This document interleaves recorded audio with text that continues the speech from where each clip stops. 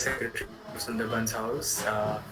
Today we're going to discuss the greatest trades of all time, and I've been really wanting to do this sort of event for a long time because just so we can keep learning and we can take leaves out of the books of the great investors, and and try to emulate the great stuff that they're doing. So I'm using a few sources here and just few articles, and they have they document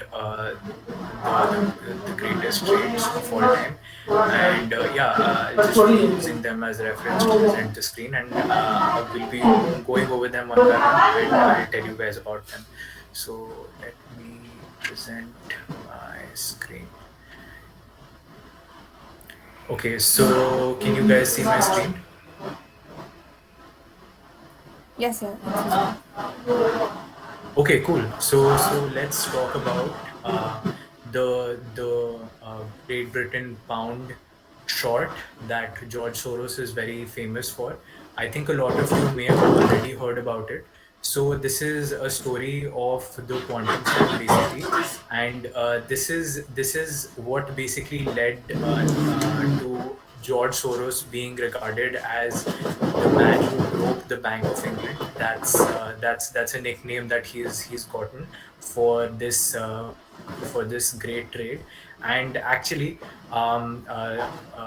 what many people do not know is that this was not George's own idea. This was actually Stanley Druckenmiller's idea, who is another legendary fund manager, who was actually an employee for George Soros at the time. So what basically happened was that basically in the 90s, uh, Britain was a part of what's called the exchange rate mechanism.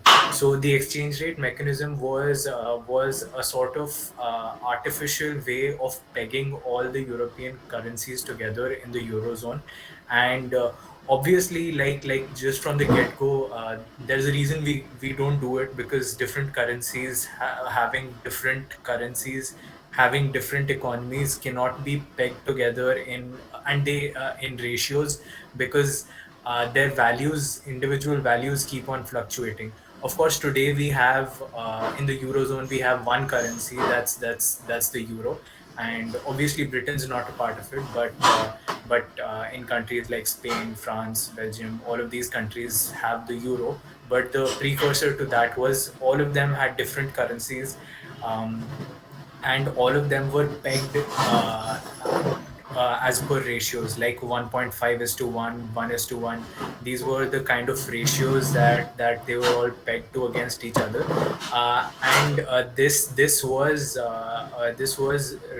called a revolutionary idea back then, even though it was actually a very stupid idea. In fact, one very famous economist, Thomas Sowell, says that some of the greatest financial mistakes are made by the most famous people, economists with the highest IQs. So this was a very stupid system, and basically this what basically had happened was that Soros and Druckenmiller noticed that the situation, the economic situation in the UK had gotten to a position where they would be forced to step out of the exchange rate mechanism and devalue their currency. So basically, what happened was when Druckenmiller was employed at Quantum Fund, he came with this idea to George Soros, and he says, you know what, I want to put all of the fund, 100% of the Quantum Fund, into this one trade.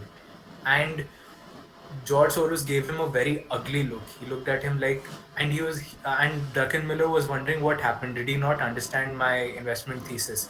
So George Soros said to him, "This is a sort of idea that comes along only once, twice, thrice, maybe four times in an investment career, and you're betting too little.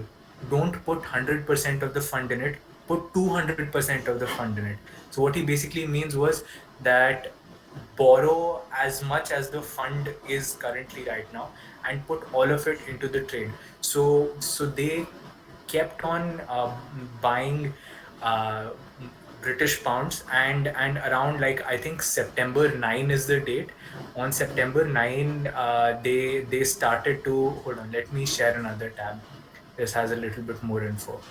Yeah, so they kept on buying up British pounds, using all of the money that they had, and and then when the British pound finally started to drop, they sold all of it. They sold all of it, and in of course, this story is very famous.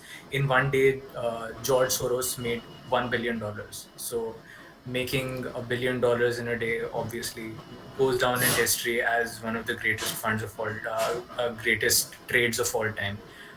Really, really fantastic trade. And again, just going back to that point, when George Soros told him that this is like a kind of opportunity that you get only a few times in your investment career, and you're betting too little. So looking at reward versus risk, George Soros quickly told him, in this trade you can make a clean 20% upside, and at max you will lose 1 or 0.5, 1.5%. So a lot of these trades, in fact most of these trades, are asymmetric risk reward ratios, in the sense that if you take that trade, you can make a lot, but what you lose is very little. So these trades, if your mind is prepared for them, they're basically no brainers. You must do them. So yeah, okay, going on to the next one. Okay, so David Einhorn. So David Einhorn is, of course, okay. We'll come back to him later. This is this. We'll come back to this one later. So yeah, let's talk about this one. Paul Tudor Jones calling the 1987 stock market crash. So Paul Tudor Jones obviously is a very, very famous trader. He is in fact one of the most famous traders, along with George Soros.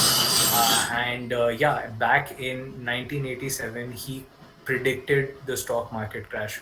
And usually, people stay away from predicting macroeconomic events because it's very hard to do. Two, if you bet too much, you can lose all of it, and you can lose all of your money. So basically, Paul Tudor Jones, he basically understood back then, in roughly in that ballpark of that time, 1987, a few years leading up to it, the market was already pretty overvalued. And then on top of that, there was this thing called portfolio insurance. So portfolio insurance were kind of derivatives that if stocks go down, you have to sell. So he basically realized that the market is so overvalued. Obviously, it's going to start to go down, but then it will not just correct like a little bit. It won't go down like 10%, 20%. What will basically happen is that because you have this thing called portfolio insurance, the writers of these derivatives, basically, they will have to keep on selling, and that selling will lead to even more selling, which will lead to even more selling, which will basically lead to a stock market crash. And there's actually a documentary called The Trader, which is completely based on Paul Tudor Jones and his this particular trade, and his trading philosophy basically. And you can no longer find that documentary. I think you can probably torrent it. The reason you can't find it, earlier it came out on cassettes and all. Uh, Paul Tudor Jones basically bought up every single copy of this documentary because he felt he gave away too many of his secrets, and other people would find out about how he trades. And he even got it taken down, gets it taken down off of YouTube many times. Anytime it reappears on YouTube, he has this documentary taken down. So yeah, another great trade. So yeah, let's talk about David Tepper. All right, so he is the fund manager at Appaloosa Management, and of course he is considered one of the greatest fund managers of all time. We'll get back to him also, and hold on, let me present this other tab. Yeah, let's talk about Jim Chanos. His name is James Chanos, but he calls himself Jim Chanos. He made a lot of money shorting Enron. So Enron was one of the most famous companies, one of the biggest companies in the world, and it was discovered that this company was basically doing financial fraud. All right. It would it in the sense that it would be like today if we found out that Apple is doing accounting fraud. Very unlikely, because these are really huge companies, and they're very well trusted, very well loved on Wall Street. But then it was found out that this company was doing accounting fraud. But of course, before it was found out that this company was doing accounting fraud, this man had figured it out. The reason he was able to figure it out was that even though it was um, uh, reporting great returns, uh, its return on equity was actually only 7%, which is like incredible. How can you keep on growing and not have an ROE that matches the amount of growth that you're having? And he figured it out. He shorted Enron, and yeah, he's one of the greatest short sellers of all time. Also, he figured out a lot of accounting frauds in Hertz, in Wirecard. So yeah, Jim Chanos is definitely one of the most famous short sellers of all time. And then of course recently he's lost a lot of money shorting Tesla. And I mean, he I think around 2010, 2011 he started shorting Tesla, and it's just been going up and up. And his short position basically cost him a lot. He's lost a lot of assets under management, which again goes to show that even if you are great at spotting like accounting fraud, and you're great at making short sales, you can still blow up. Because like if you have a stock like Tesla, the kind of people who own Tesla stock want to buy more and keep on owning it, because it's a cult basically. And it's not necessary that it should crash. And another, taking the example of what happened with GameStop, AMC, Melvin Capital had shorted GameStop. But all of these Reddit investors, Reddit traders, kept on buying calls, kept on buying GameStop stock, and they took it to all-time highs. and and again, it just goes to show that shorting is a very, very risky endeavor, and you should only do it if you're very sure that there's no way someone can short squeeze you. Which means that regardless of fundamentals, people keep on taking the stock up. Okay, let's go to the next one.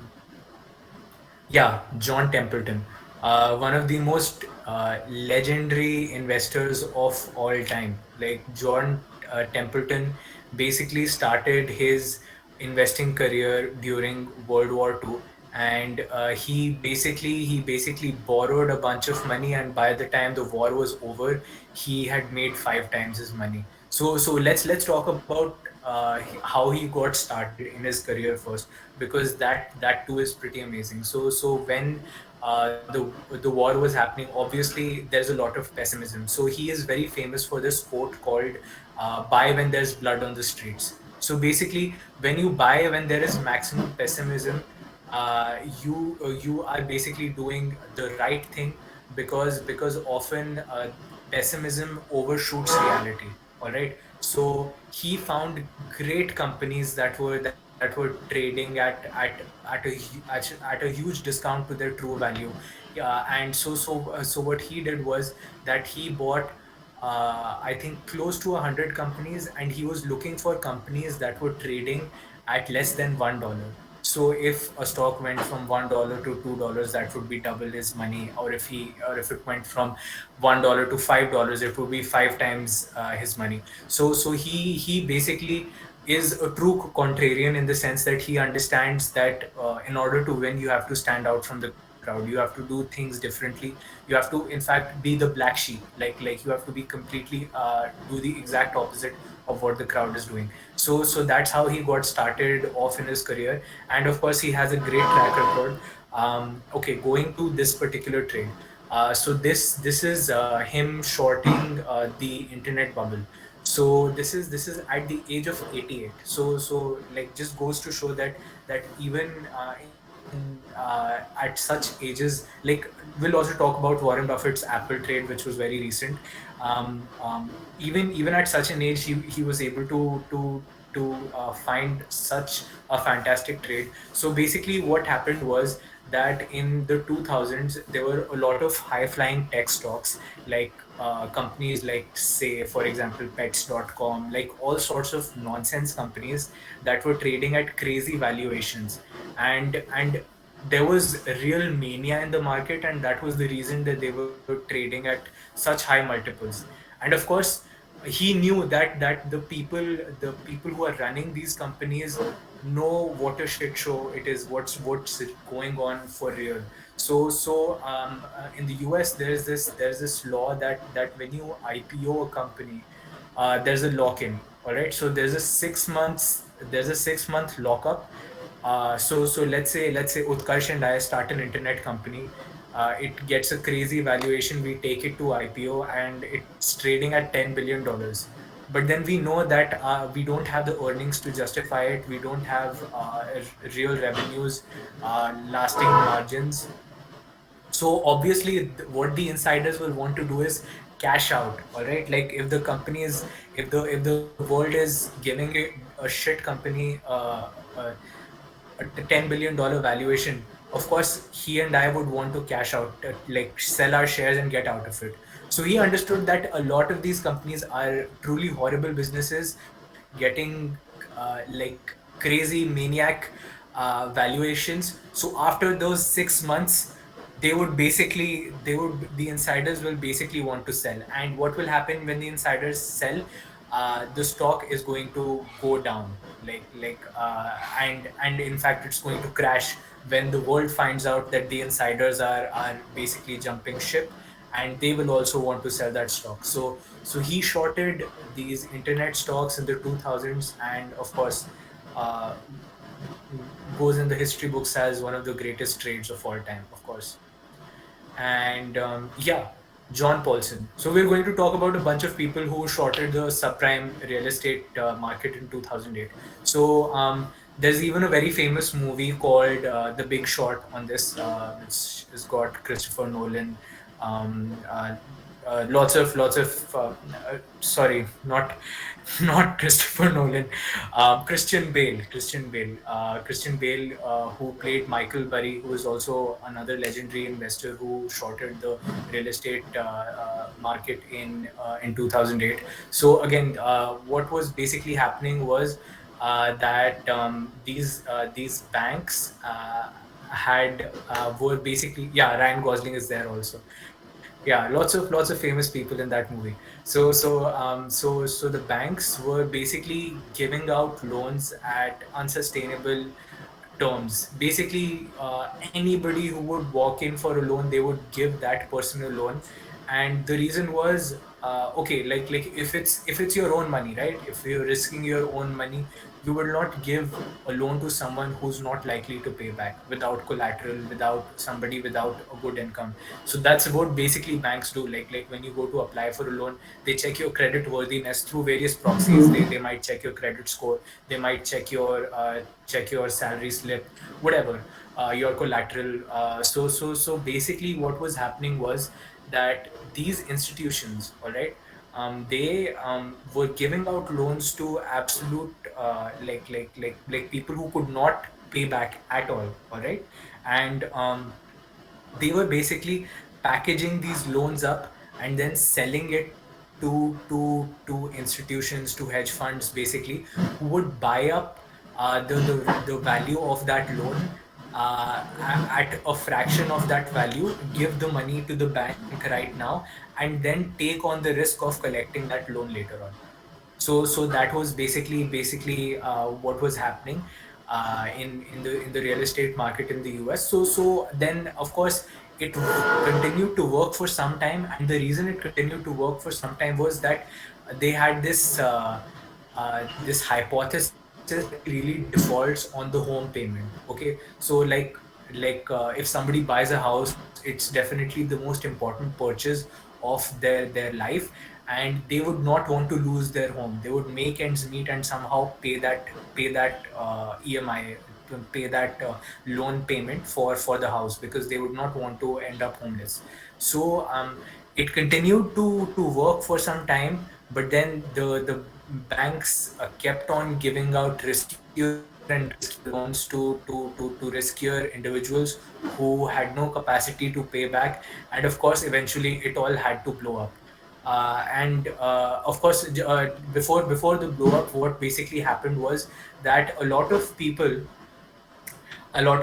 were, because there was all this money that was gushing into the housing market. What was happening was, you went to places like California, like within months the value of houses were doubling. All right, so people were seeing this. All right, people were seeing, oh, I know John from down the road who just bought this house for $200,000, and he just sold it for $400,000. So whenever people see like a great way of multiplying money, and that might not be a very real way of multiplying money, that might have hidden blow up risks, but everyone wants to get in on that trade. All right, so let's take Bitcoin right now. All right, everyone, Bitcoin or any other cryptocurrency, people see it going up and everybody wants to pile in. All right, and which is basically what basically happens in all bubbles. You see your neighbor making a lot of money, you want to do it the same way. So a lot of people, seeing how high the values of housing was going up, they started buying. They started taking on loans themselves. People got over leveraged. People started buying houses just to flip them. And let's say someone saw a house down the road for $400,000. They would just buy it in hopes that they would, in anticipation that they would be able to sell it a year later for $600,000, and they would not care if that house is really worth what it is.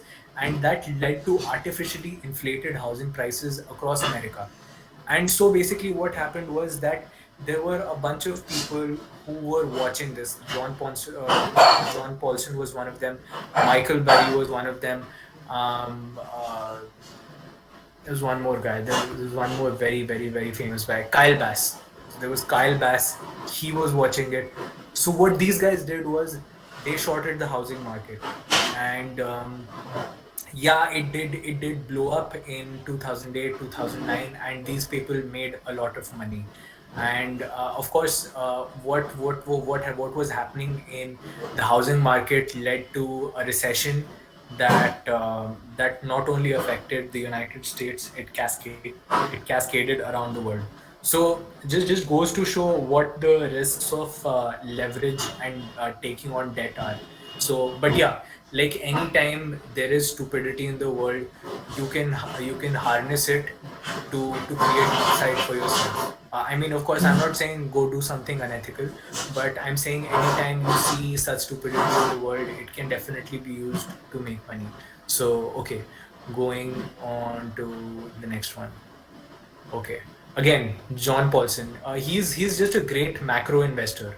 Like macro, it's very, very hard to predict events. But then this man has been very successful at uh, at predicting lots of events. So yeah, like he definitely goes down in history as one of the greatest macro investors of all time.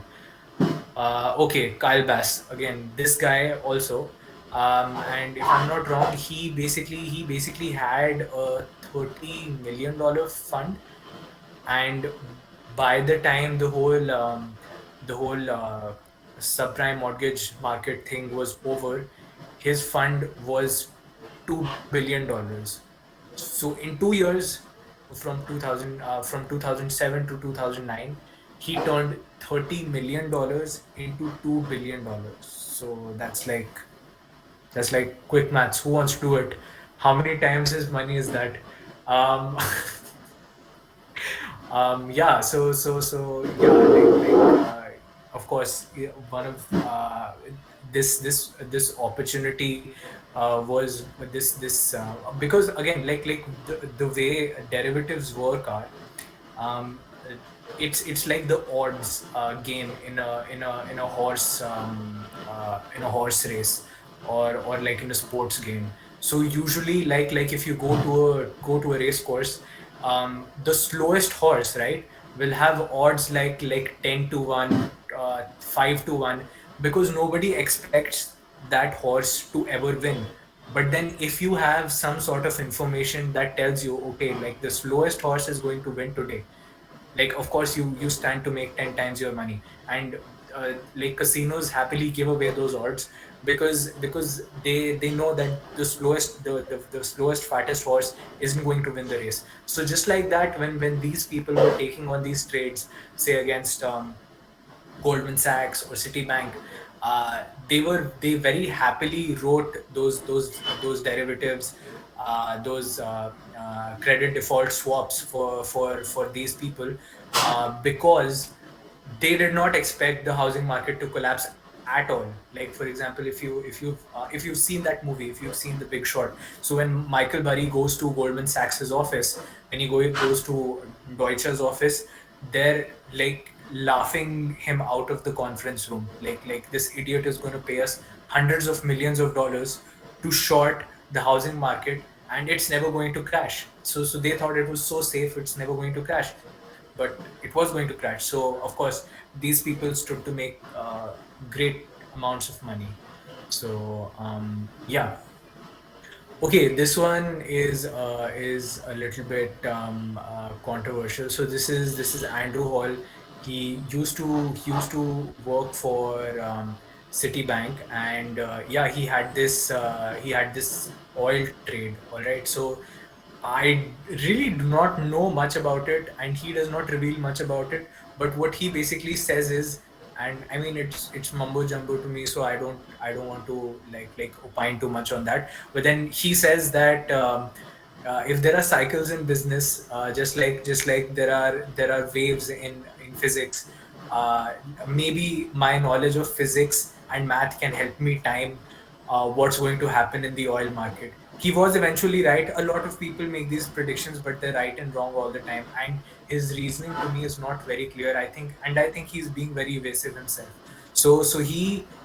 And he later on himself said that I was surprised at how accurate my prediction was. And anyway, this was a great trade, and yeah, he got $100 million bonus for this particular trade. Yeah, okay. Martin Armstrong again, calling the 1987 crash. Again, this is another person who basically, just like Paul Tudor Jones, understood the basically the portfolio insurance thing, and how even the tiniest correction would lead to a cascading effect of the whole market going down, just because each downtick would lead to people selling even more. So yeah, this is another example. Yeah, just like Paul Tudor Jones, he predicted the 1987 crash. So yeah, okay, yeah, that's pretty much it. Yeah, before we end, of course, I have to talk about what's now being called the greatest trade of all time. So this is none other than Bill Ackman, very famous value investor. All right. Of course, I this is he's definitely on my list of the top value investors of all time. He had a very rough patch with Valiant and Herbalife. He was shorting companies, and again, the market kept on taking it down. And he had a lot of bad years, negative years because of that. But what he did recently during the COVID pandemic was regarded as the greatest trade of all time. Not even one of the greatest trades of all time, the greatest trade of all time. So he basically when the pandemic uh, was when the news about the pandemic had started, right? So he developed a short strategy, and again, like you can just buy like a put option on the S&P 500, and you can do what he did, but then he went a level further. He did credit default swaps for bonds of the S&P 500 companies, like some companies, and that his thesis was that, of course, when we're just hearing about the coronavirus, his hypothesis was it's going to spread around the world, and it's going to have ramifications on all companies. Like, companies are going to have a hard time paying their bills. Companies are going to default on loan payments. So he basically he has a $14 billion fund. I don't know how much it is right now, but last I checked, it was close to $14 billion, and he only put $27 million. Okay, so that's a very tiny allocation, very tiny percentage of his fund in this short thesis, and the $27 million hedge, okay, in just a few months became $2.6 billion, and then he used those $2.6 billion to reload on his bets. He owns Domino's, he owns Chipotle Mexican Grill. So all of these great companies that he already owns, he plowed the money that he earned from this trade right back into his favorite companies, because again, they had crashed and they were available at very nice, lofty valuations. So yeah, this is being called the greatest trade of all time now. So again, yeah, let's talk about it. So this is roughly the time around. This is February 10. Okay, this is roughly the time that he did this. This is February 10, 2020. Okay, and by March 23 he cashed out. So this is just a month. This is just 1 month. Okay, this is he bought on February 10th. Okay, I'm doing January, February, March. So this is just 1 month. In just 1 month, he turned $27 million into $2.6 billion. I mean, that's crazy. That's crazy. And yeah, this is definitely, without question, even in my books, this is the greatest trade that I've heard of. And yeah, I think we'll conclude here. And if any of you have questions, feel free to raise your hand and I'll try to answer them.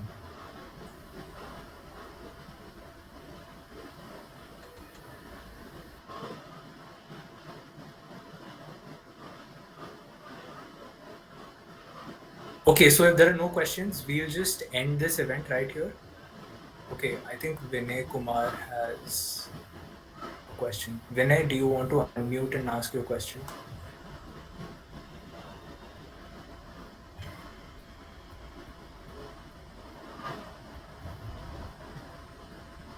Uh,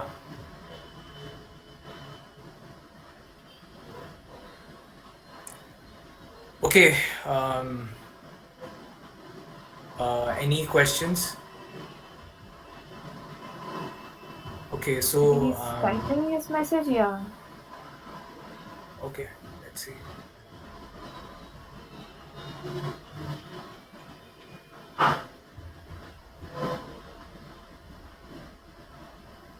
What's ABZ case?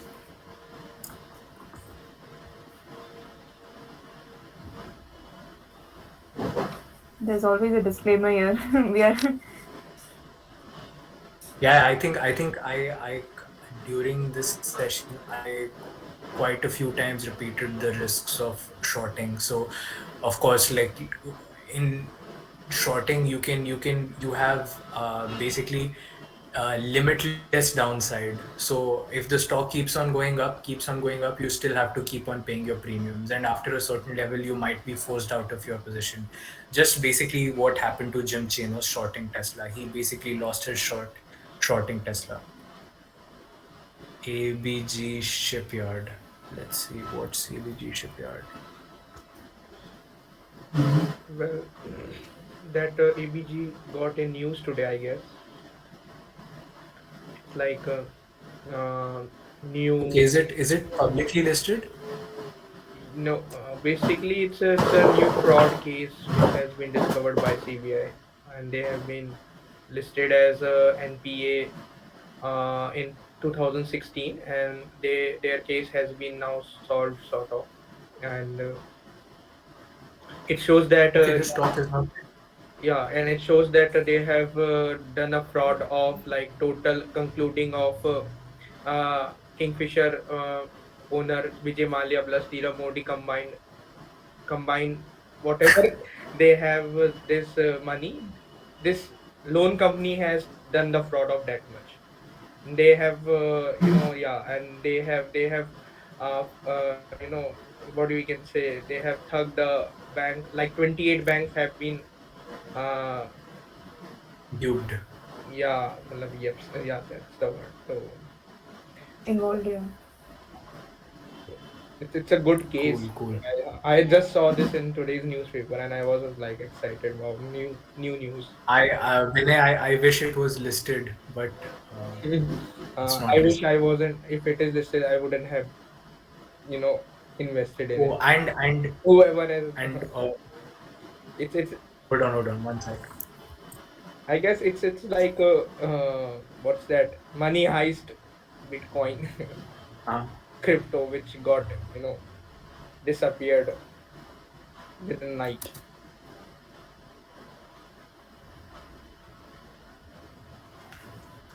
Yeah, hold on. So I was saying that even in Bill Ackman's case, right? So if he has a $14 billion fund, doing some quick maths on it, so 10% of the fund is 1.4 billion, 1% of the fund is 140 million, and even so like even okay, so 0 point, okay, so hold on, 100% of the fund is 14 billion, 10% is 1.4 billion, 1% is 140 million, and 0.1% would be 14 million. So he basically just risked 0.2% of his capital on that short trade. So again, even he understood the risks of shorting. That's why he didn't even put 1% of his fund into it. So again, yeah, you got to watch your downside with these bets. Yeah. Okay. Yeah, ABG Shipyard. Okay, cool. I wish it was listed, but yeah, clearly it's not. Sometimes what happens is that, for example, in the DHFL case, the equity shareholders got wiped out. So there was no downtick in the stock even. Like it just went to zero directly. So you're probably it's not it's not a very good idea to just watch the news and short a stock. You want to be sure of what's happening and if they're going to halt trading on it or not. Yeah. Cool. So any Financials more should be good, questions? Huh? at least financials of that company should be very nice, at least before we should be investing, I guess. Oh no, but he's talking about shorting, right? So you actually want their financials to be bad if you're shorting it, right? Yeah, got it. Yeah, Yeah, yeah. like I get it. Hmm. Yeah, and then the usually just talking about these VLCC companies, which is very large crude carriers, whatever. These ship companies, these shipyard companies, they basically are a very cyclical business. So there are super cycles, and there are uh, many years of downturn in these stocks. So basically, what happens is that it's kind of so basically when the freight price is high, all the shipping companies in the world notice that the freight price is high, and they all start building the ships at the same time. And then what happens is that the ships get built in 2 to 5 years, and because of that, in 2 to 5 years, there is a very there's a very high amount of carriers in the market, because of which the freight price drops, and often the freight price drops below the cost of running that carrier. In which case, what happens is that everybody who owns a carrier basically sends it to the scrappers and tries to make that money back in steel or whatever metal it's made out of. So yeah, it's a very cyclical business. So there's frontline, lots of these businesses.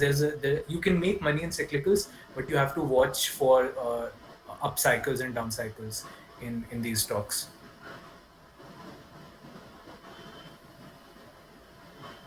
Cool. So any questions? Cool. So should we end the event?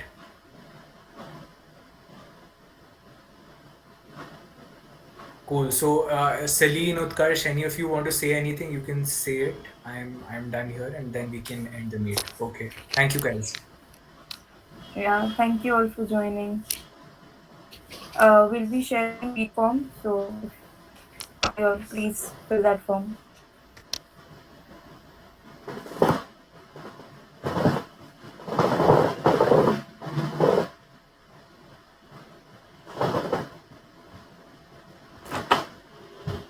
We'll share it in the WhatsApp group because this chat will go away.